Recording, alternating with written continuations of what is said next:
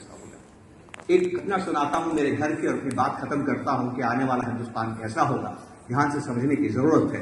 कुछ चंद वर्षों पहले की बात है, अब मेरी माँ थी, आज अब तो दुनिया में नहीं है। मेरे घर की नाली चौक हो गई। अब नाली चौक हो जाती है तो आप घर में कुछ काम नहीं कर सकते हैं, बाथरूम को इस्तेमाल नहीं कर सकते हैं, किचन को इस्तेमाल नहीं कर सकते हैं। मेरी पत्नी बहुत चिंतित हुई। उसने घर में हमें जो सफाई में मदद करता है उसको फोन किया। उसका भाग्य अच्छा था कि वो 10 मिनट में आ गया, आसपास कहाँ होगा, फटाफट वो साइकिल से पहुंचा और कहा कि मैडम क्या है, क्या तकलीफ है, कि ये नाली ब्लॉक हो गई है, अभी साफ कर देता हूं। और 15 मिनट में उसने नाली को साफ कर दिया। और साफ करने के बाद बोलता है, हाथ वाथ धोने के बाद, मैडम 500 रुपये।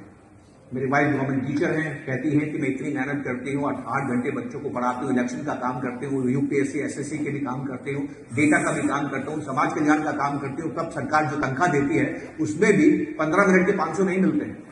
और तुम्हें 15 मिनट में इस काम के 500 रुपये चाहिए, तुम 200 रुपये ले लो, वो वाजिब है। वो कहता नहीं, लगेंगे तो 500 रुपये ही लगेंगे। उनकी बहस सुन के मेरी माँ बाहर आती है। मेरी माँ पूछती है, बहू क्या हुआ? तो मेरी पत्नी कहती है कि माँ ये आयत है और उन्होंने नाली साफ की और 500 रुपये मांग रहे हैं। माँ नाली को देखती है तो इसकी शक्ल देखती है और मेरी पत्नी से कहती है, वैसे तो इस काम का वाजिब कीमत 20 रुपया है, पर तुम्हें 200 बोला है तो 50 दे दे।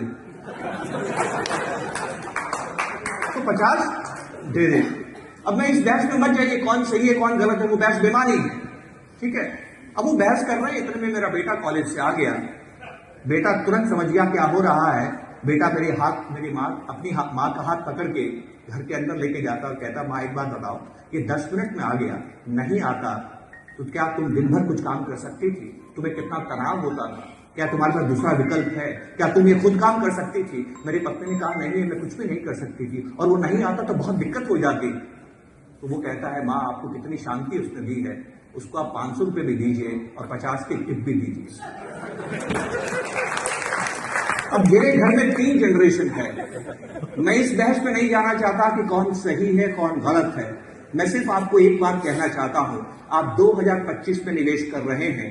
2030 का हिंदुस्तान, 2035 का हिंदुस्तान, 2040 का हिंदुस्तान मेरे बच्चे के कंधे पर निर्भर करता है कि माँ के कंधे पे। ये समझने की बात है। मेरी माँ तो दुनिया में,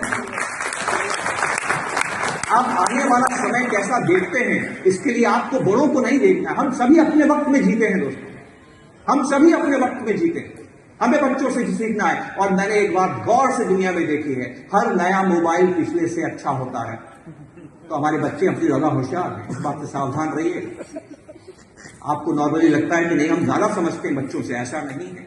उनके पास हमारी समझ तो है ही और उनके पास बहुत ज्ञान भी है। तो हिंदुस्तान की जीडीपी ग्रोथ रेट क्यों होगी, मैंने अपने बच्चे से सीखी है। वो खर्च करता है, दिल खोल के खर्च करता है। मैं कहता हूं बेटा ऐसा खर्च मत किया था, ये बुरी बात है। एक दिन बुलाया, 15 मिनट का भाषण दिलाया। देख मेरी जिंदगी से सीख, मैं क्या करता हूं, पैसा बचाता हूं और निवेश करता हूं, पैसे से पैसा बनाने की कोशिश करता हूं। वो मुझे कहता है, पिताजी मेरा 15 मिनट का भाषण सुनने के बाद में ईमानदारी से एक बात का जवाब दीजिएगा।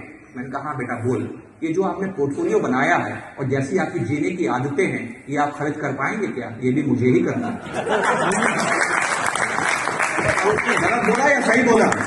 ये हर घर की कहानी है। तो एक तरफ तो सुनामी है कि प्राइमेसी बायस बदल रहा है, एक तरफ खर्चने की आदतें बदल रही है। बताइए आने वाला हिंदुस्तान कैसा होगा? फैसला आपका, चिंतन आपका, मनन आपका। नमस्कार, जय।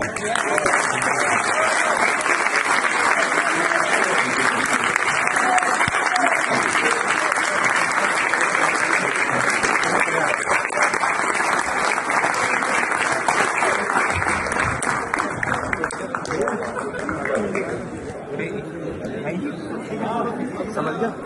सही बात है। I think we are all speechless now. At least I for sure am, but we have to move forward.